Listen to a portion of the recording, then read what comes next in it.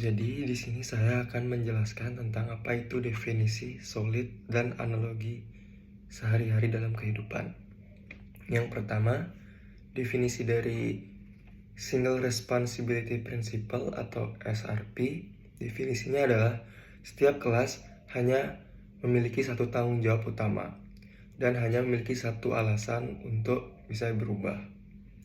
Jika kelas mengurus lebih dari satu hal, maka itu akan melanggar prinsip SRP. Analogi sederhananya yaitu adalah seorang tukang kebun. Seorang tukang kebun hanya berfokus pada satu tugas, yaitu merawat tanaman. Dia tidak akan berfokus pada tugas lain seperti memperbaiki rumah atau memelihara listrik. Kedua, ada prinsip OCP atau Open Close Principle, yang berarti kode harus terbuka untuk pertambahan fitur atau berfungsi, atau bisa disebut open for extension, tetapi tertutup untuk perubahan, closed for modification, yang artinya kita harus bisa menambahkan fungsi baru tanpa mengubah kode lama. Analogi sederhana dalam sehari-hari adalah seperti kamera ponsel.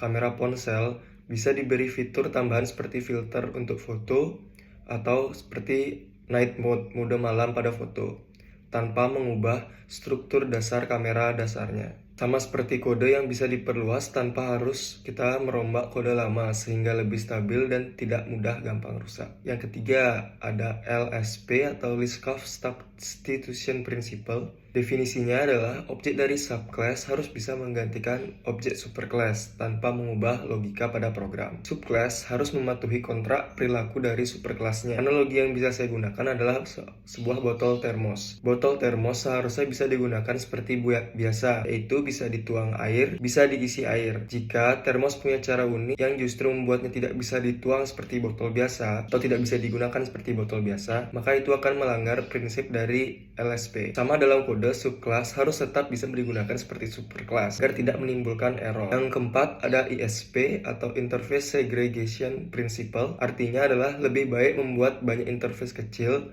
yang spesifik daripada satu interface yang memuat banyak fungsi dan dijadikan sebuah interface umum. Kelas tidak boleh dipaksa mengimplementasikan metode yang tidak dia butuhkan. Analogi yang bisa ditemukan dalam kehidupan sehari-hari sederhana adalah saklar rumah. Saklar rumah hanya memiliki satu buah fungsi, yaitu menyalakan atau mematikan suatu alat seperti lampu, TV, dan alat-alat elektronik seperti di kamar AC. Bayangkan jika itu tidak memiliki saklarnya masing-masing dan dijadikan sebagai sebuah satu saklar. Itu akan membuat pekerjaan sangat membingungkan dan sangat tidak efisien. Sama seperti pada pengkodingan, interface harus spesifik agar tidak membebani kelas dan fungsi yang tidak relevan. Yang kelima ada DIP atau Dependency Inversion Principle. Definisinya adalah prinsip ini merupakan modul tingkat tinggi yang tidak boleh bergantung langsung pada modul tingkat rendahnya, melainkan keduanya harus bergantung pada sebuah abstraksi, misalnya interface. Analogi yang bisa digunakan adalah sebuah stop kontak. Stop kontak memberikan listrik standar yang bisa digunakan oleh berbagai alat seperti TV,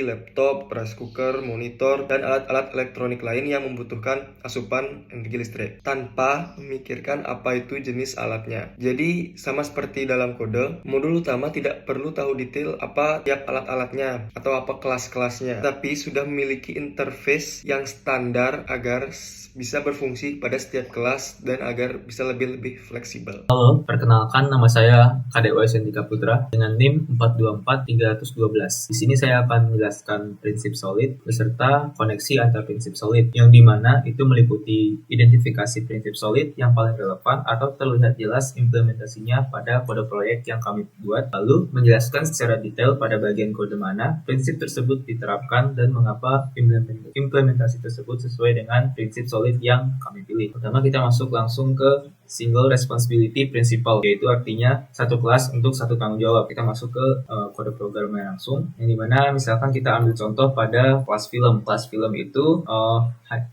itu hanya menangani data film seperti judul film, durasi film, genre film, dan rating film. Contoh berikutnya mungkin ada di kelas jadwal tayang. Itu dia menangani data jadwal tayang dari pada film, itu jadwal tayang film dan studio. Contoh lain itu yang menerapkan SRP, SRP, kelas yang menerapkan SRP itu ada interface kelas strategi pembayaran, interface kelas pemberitahuan service, lalu kelas film tadi, lalu ada juga kelas jadwal tayang, lalu ada kelas kursi, kelas reservasi, kelas pembayaran kartu kredit, kelas pembayaran transfer bank, kelas email service, kelas SMS service, lalu kelas manajer film, lalu kelas manajer jadwal, lalu kelas ada kelas manajer kursi, dan yang terakhir ada kelas manajer reservasi. Nah, kenapa masing-masing kelas tersebut itu sesuai dengan SRP, kelas tersebut sesuai dengan prinsip SRP. Yang pertama, misalkan kita ingin mengubah atau kita ingin menambahkan fitur VIP pada kursi, misalkan pada kelas kursi kita ingin menambahkan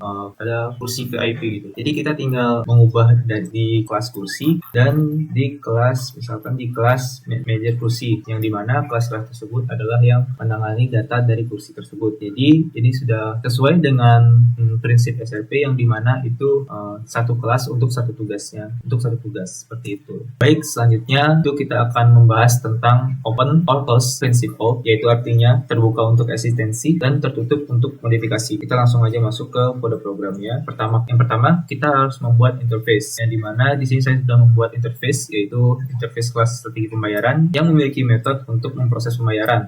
Selanjutnya ada interface kelas pemberitahuan service yang akan memiliki metode mengirim pemberitahuan.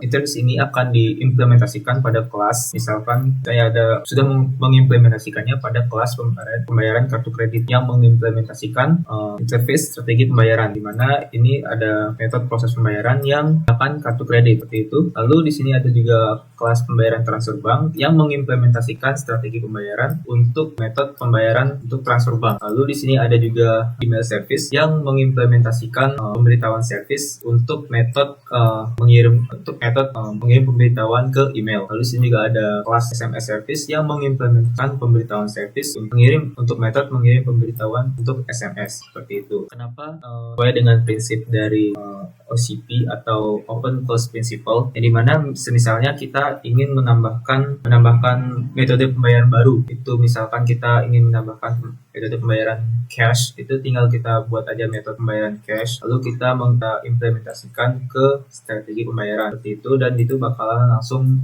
kita implementasikan metodenya dengan cara mengoverride. Itu kita masukkan metodenya proses pembayaran, override, lalu masukkan pembayaran menggunakan cash atau tunai seperti itu. Jadi kita bisa mengekstensi interface tanpa harus mengubah kelas-kelas yang lain. Baik, selanjutnya kita akan membahas list of substitution principle, mana artinya adalah objek dari kelas itu harus dapat menggantikan objek dari superclass tanpa mengubah kebenaran program. Jadi kita langsung masuk ke kode programnya. Yang pertama, kita harus mempunyai dulu superclassnya. Di sini saya menggunakan class interface untuk menjadi superclass, yaitu kelas strategi pembayaran dan kelas interface pemberitahuan service yang nantinya akan diimplementasikan pada kelas pembayaran kartu kredit untuk superclass strategi pembayaran. Lalu ada kelas pembayaran transfer bank untuk superclass strategi pembayaran. Lalu ada subclass email service untuk yang mengimplementasikan superclass dari pemberitahuan service. Lalu ada subclass SMS service yang mengimplementasikan superclass dari pemberitahuan service. Jadi alasan kenapa ini sudah sesuai dengan prinsip LSP atau list of substitution principle, yaitu karena setiap kelas turunannya itu benar-benar menggantikan atau mengimplementasikan interface yang ada di superclassnya tanpa mengubah atau mengutak-atik dari metode dari superclassnya seperti itu. Jadi misalnya di sini ada kelas pembayaran kartu kredit yang mengimplementasikan superclass strategi pembayaran, itu dia mewarisi metode dari strategi pembayaran itu adalah proses pembayaran. Jadi dia benar-benar mewarisi dari metode dari superclass dari strategi pembayaran, yaitu adalah proses pembayaran tanpa mengubah metode yang ada. Baik, selanjutnya kita akan membahas interface segregation principle, yaitu artinya klien tidak boleh dipaksa bergantung pada interface yang tidak mereka gunakan. Kita langsung masuk ke kode programnya. Pertama kita sudah mempunyai interface. Pertama itu ada interface strategi pembayaran dan interface pemberitahuan service, yang dimana ini memiliki metode proses pembayaran dan pemberitahuan service itu memiliki metode kirim pemberitahuan, yang dimana interface ini bakalan diimplementasikan pada pada kelas pembayaran kartu kredit dan pembayaran transfer bank, lalu email service, lalu ada SMS service. Dimana di sini kita sudah sesuai yang dimana ketika itu adalah kelas pembayaran, maka dia akan menggunakan interface dari strategi pembayaran, itu adalah proses pembayaran. Lalu misalnya kita ada kelas untuk pemberitahuan atau notifikasi, itu ada di kelas email service, yaitu kita sudah mengimplementasikan interface untuk pemberitahuan service. Sama halnya dengan SMS service, gitu, kita sudah juga mengimplementasikan interface dari pemberitahuan service. Jadi kenapa kode kelas-kelas tersebut sudah sesuai dengan prinsip dari ISP atau Interface Segregation Principle, itu adalah setiap kelas itu sudah mengimplementasikan secara spesifik interface yang mereka gunakan, seperti itu. Seperti kelas pembayaran kartu kredit sudah mengimplementasikan dari interface dari pembayaran. Baik, yang terakhir itu ada Dependency Invention Principle, yang artinya modul level tinggi tidak boleh bergantung pada modul level rendah. Keduanya itu harus bergantung pada abstraksi. Kita langsung masuk ke kode programnya untuk melihat siapa saja yang kelas mana saja yang sudah mengimplementasikan prinsip tersebut. Tuh, kita di sini ada di kelas manager reservasi, yang dimana manajer reservasi itu sudah mengimplementasikan, yaitu adalah pada kelas interface atau abstraksinya, yaitu pemberitahuan service dan strategi pembayaran. Dia tidak mengimplementasikan dari kelas pembayaran transfer bank ataupun email service. Dia langsung mengimplementasikan interface-nya. Begitu pula pada pembayaran kartu kredit yang sudah mengimplementasikan interface-nya. Jadi pada prinsipnya, yaitu di DIP itu kan modul level tinggi tidak boleh bergantung pada modul level rendah. Jadi dia modul level tinggi tersebut itu ada pada manajer reservasi, itu adalah modul level tingginya. Jadi dia sudah tidak bergantung pada modul level rendah, yaitu modul rendahnya itu ada pada pembayaran kartu kredit, pembayaran transfer bank, email service, dan kelas SMS service. Jadi kelas dari manajer reservasi itu tidak bergantung pada kelas-kelas berikut. Jadi dia langsung mengimplementasikan interface-nya. Begitu pula dengan kelas-kelas berikut itu sudah mengimplementasikan dari interface-nya. Jadi di sini ada keterangan bahwa keduanya harus bergantung pada abstraksi. Dan itu sudah sesuai dengan prinsip Dependency Invention Principle. Di sini saya Nyoman Tio Ardasrada dengan NIM 4243018. Di sini saya akan menunjukkan struktur kode dari pemrograman reservasi tiket bioskop, yang dimana program ini merupakan simulasi yang sederhana sistem pemesanan tiket bioskop dengan fitur yang utamanya yaitu meliputi menampilkan daftar film, jadwal tayang, menampilkan layout kursi, melakukan reservasi kursi, memproses pembayaran. Berikut adalah program bioskop. Oke, di sini saya akan menjelaskan struktur kelas dan perannya. Yang pertama tuh ada interface, ada di kelas pembayaran juga ada strategi pembayaran, interface strategi untuk berbagai metode pembayaran, mulai dari kartu, debit atau yang lainnya. Pemberitahuan service, interface itu melakukan pemberitahuan atau notifikasi jika kalian melakukan transaksi. Habis itu ada kelas data, kelas dasar. Ini ada kelas film, yang dimana kelas film ini menyimpan informasi judul, durasi, dan genre rating. Lalu ada kelas jadwal tayang. Kelas jadwal tayang ini informasi penayangan film, itu yang tayang dan studio di mana dan filmnya yang bakalan ditayang. Kursi, kelas kursi. Kelas kursi ini bertanggung jawab menyimpan posisi kursi, baris dan kolom, dan apakah kursi itu tersedia atau tidak.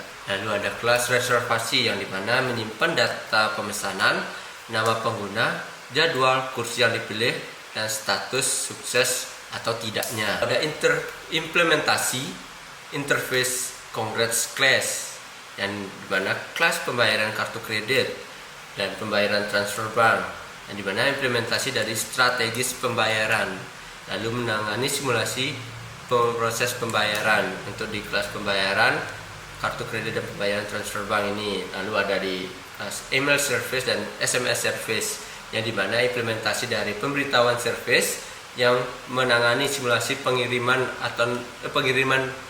notifikasi. Lalu ada manajer kelas, ini manajer film menyimpan dan mengelola daftar film. Lalu ada manajer jadwal yang mengelola jadwal penayangan film. Lalu ada manajer kursi, menyimpan data kursi untuk setiap studio dan menyediakan fungsi untuk menampilkan layout kursi dan menandai kursi yang telah dipesan Jika X berarti kursi sudah dipesan, jika kosong berarti kursi belum dipesan.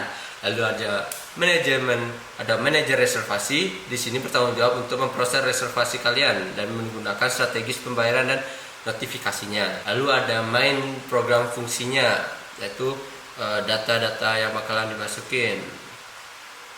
Yang pertama itu ada membuat objek film, habis itu dan jadwal tayang. Lalu kalian menginisiasi kursi yang masing-masing studio. Lalu ada membuat reservasi manual juga, yang dimana menampilkan daftar film dan jadwal. Lalu memproses reservasi menggunakan metode pembayaran dan notifikasi, yang menampilkan desain reservasi jika sukses. Dan contoh outputnya itu seperti ini. Halo semuanya, perkenalkan nama saya Muluk Lagi Fadila dengan NIM 4243013. Saya berasal dari kelompok 1 yang mengambil studi kasus mengenai sistem reservasi tiket bioskop. Di sini saya akan menjelaskan mengenai kode secara rinci dan juga implementasi konsep PBU pada kode tersebut. Kita langsung aja masuk ke kodenya. Yang pertama di sini ada kode yang sudah saya dan teman saya buat. Jadi di sini saya akan menjelaskan kode ini. Yang pertama di sini ada abstract class atau abstrak, yang dimana di abstrak ini sendiri ada kelas strategi pembayaran dan kelas pembuatan service, yang dimana di masing-masing kelas ini memiliki metode masing-masing. Seperti di strategi pembayaran itu memiliki proses pembayaran double jumlah. Strategi pembayaran ini sendiri memiliki tujuan untuk mengatur proses pembayaran. Contoh kita mau membayar bioskopnya, reservasi, jadi begitu. Ada di kelas pembuatan service, ini memiliki tujuan untuk mengatur mekanisme notifikasi. Dan ini ada metodenya untuk kirim pemberitahuan, kawan string, dan pesan. Lanjut ke kelas dasar. Di kelas dasar ini sendiri terdapat 4 kelas utama, yaitu ada kelas film, jadwal tayang, kursi, dan reservasi. Jadi masing-masing kelas itu sendiri memiliki atributnya masing-masing. Contoh di kelas film dia memiliki atribut judul, durasi, genre, dan rating. Di kelas jadwal tayang dia memiliki atribut waktu tayang, studio, dan juga film. Jadi di kelas kursi dia memiliki atribut seperti baris, kolom, dan tersedia. Sama juga di kelas reservasi dia memiliki atribut seperti nama pengguna, jadwal, kursi dipilih, dan sukses atau enggaknya. Lanjut ke implementasi. Jadi di implementasi interface ini sendiri dia menggunakan konsep yang dimana itu adalah konsep inheritance atau pewarisan. Jadi di 4 kelas ini dia mewarisi kelas yang ada di sini. Jadi seperti di strategi pembayaran itu dia mewarisi pembayaran kartu kredit dan pembayaran transfer bank. Dan di pemberitahuan service juga dia mewarisi seperti email service dan SMS service. Jadi apapun metode yang ada di strategi pembayaran ataupun pemberitahuan service dia akan diwariskan kepada anaknya. Seperti yang di strategi pembayaran dia mewariskan metode proses pembayaran double jumlah kepada pembayaran kartu kredit dan juga pembayaran transfer bank. Dan di pembayaran transfer bank ini sendiri dia seperti yang saya bilang tadi dia mewariskan metode dari strategi pembayaran yang ada di sini, dia override. Terus jika kita menggunakan kartu kredit dia akan muncul pembayaran kartu kredit, menggunakan kartu apa, jumlahnya berapa, dan dibayar. Begitu pula dengan pembayaran transfer bank. Dia mewariskan metode dari strategi pembayaran. Jika kita menggunakan pembayaran transfer bank, dia akan muncul pembayaran transfer bank, jumlah berapa, dan dibayar. Sama juga dengan yang di atas, email service dan SMS service juga dia mewarisi metode dari pemberitahuan service, yang dimana di email service ini sendiri mewarisi kirim pemberitahuan dan pesan override. Ini mana jika kita menggunakan email service, dia akan muncul seperti email dan pesannya apa. Dan di kelas SMS service sendiri juga dia mewarisi dari kelas pemberitahuan service, yang dimana dia mewarisi metode dari kelas pemberitahuan service, yaitu adalah kirim pemberitahuan, string, pesan, dan override. Yang dimana jika kita menggunakan SMS service dia akan muncul SMS, pesan, dan juga pesannya. Oke, lanjut di kelas manager. Di kelas manager ini sendiri dia terdapat 4 kelas utama, yang dimana di kelas manager ini sendiri dia tuh menggunakan konsep enkapsulasi atau pembungkusan. Jadi yang dimana di setiap kelas ini dia terdapat atribut privat, baik dari manajer film, manajer jadwal, manajer kursi, dan juga manajer reservasi. Itu menggunakan atribut privat, maka itu bisa dikategorikan sebagai konsep enkapsulasi. Oke, lanjut. Jadi untuk di manajer film sendiri dia memiliki fungsi, yaitu adalah menambah dan mengambil daftar film. Begitu pula di manajer jadwal dia itu memiliki fungsi itu untuk menambah dan mengambil daftar jadwal tayang. Untuk di manajer kursi sendiri juga dia memiliki 3 fungsi utama, yaitu adalah inisialisasi kursi, tanda iterasi, dan tampilkan kursi. Dan juga di proses di manajer reservasi sendiri dia juga memiliki fungsi utama, itu adalah untuk memproses reservasi, mencakup integrasi pembayaran dan juga pemberitahuan. Jadi untuk di manajer film yang di sini, kenapa kita menggunakan vektor serta PTR atau film itu agar objek bisa digunakan, agar objek film bisa digunakan di banyak tempat tanpa khawatirnya terjadi copy data. Terus kita di sini manajer kursi ini yang di privat ini, itu kenapa kita melakukan itu? Karena itu untuk menyimpan peta kursi dengan menggunakan map, int, vektor kursi, reservasi dan data kursinya. Oke, lanjut. Kita masuk ke manajer reservasi. Class manajer reservasi ini sendiri merupakan core utama dari proses reservasi. Di sini kita menggunakan dependency injection terapan itu pada yang di sini manajer reservasi, memberikan service, notif, strategi pembayaran, bayar. Keuntungannya itu agar mudah diganti strategi pembayaran dan pemberitahuan tanpa mengubah kode kelas itu. Oke. Di manajer reservasi ini sendiri dia menggunakan konsep yaitu adalah polymorphisme, yang dimana kenapa ini kita dibilang menggunakan konsep polymorphisme, karena di proses pembayaran hingga di pengiriman notifikasi itu kan ada dua metode lah, yang seperti di proses pembayaran itu ada metode pembayaran menggunakan transfer bank dan juga kartu kredit, dan juga di pemberitahuan notifikasi itu ada metode pengiriman lewat email dan SMS. Maka dari itu bisa dikategorikan sebagai polymorphisme, memiliki banyak bentuk. Oke, lanjut kita ke penerapan konsepnya. Jadi penerapan konsep itu di sini ada abstrak karena dia hanya gini behavior, dan mengimplementasi. Jadi kayak dia menurunkan lah, ini abstrak. Terus yang di ini inheritance, dia melakukan penurunan atau pewarisan inheritance. Yang di manager film itu merupakan enkapsulasi, dan yang terakhir di manager reservasi itu menggunakan konsep polymorphisme. Sekian dari penjelasan saya. Sebenarnya untuk menu programnya itu akan dijelaskan oleh teman saya, dan juga untuk demo singkatnya juga akan dijelaskan oleh teman saya. Om Swastiastu, perkenalkan nama saya Tude. Di sini saya akan menjelaskan demo singkat terkait pasti yang keluar atau output yang dihasilkan dari kode yang sudah kami buat, yaitu sistem reservasi tiket bioskop. Nah, saya akan beralih ke VS Code-nya. Nah, ini yang sudah kami buat, dan yang akan kami jalankan yaitu untuk dibuat film, untuk buat jadwal tayang, untuk inisialisasi kursi, untuk buat reservasi manual, untuk proses reservasi, untuk buat manajer film dan jadwal, untuk tambah jadwal tayang, dan ada output daftar filmnya, ada tampilkan jadwal, ada proses reservasi dengan manajer, dan ada output detail reservasi, dan yang terakhir ada tampilkan kursi. Di sini selanjutnya akan saya jalankan kode ini tapi menggunakan web, yaitu web W3 School, karena VS Code saya tidak bisa ngeran kode. Coba saya run, dan apakah yang dihasilkan? Ini. Di sini ada layout kursi, terus ada daftar film. Nah, ini. Terus ada jadwal tayang. Nah, ini. Terus ada proses reservasi, pembayaran dan email, berarti di sini dia. Terus ada detail reservasi, dan yang terakhir ada tampilkan kursi, berarti ini dia. Oke, berarti valid. Sekian dari demo singkat saya. Sekian dari saya untuk memaparkan demo singkat yang sudah kami buat. Sekian, terima kasih.